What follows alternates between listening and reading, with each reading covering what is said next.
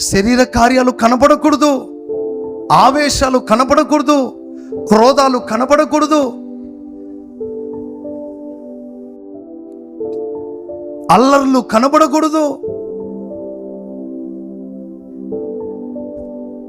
కక్షలు కనపడకూడదు, ద్వేషాలు కనపడకూడదు. ఇవన్నీ శరీర కార్యాలే. విగ్రహారాధన కనపడకూడదు. ఇవన్నీ శరీర కార్యాలు. పాపం అంటే అదే.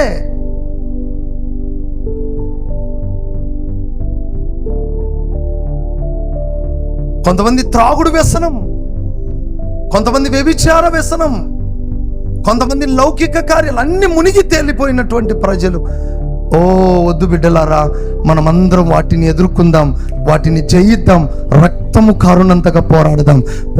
పోరాడిన వారమై, పాపం మీద చేయము కలిగిన వారమై మనమందరమైన సన్నిధిలో ప్రభు కాళ్ళు పట్టుకొని కన్నీళ్లతో ప్రార్థించాం. ఆమేన్ చెప్పు గట్టిగా.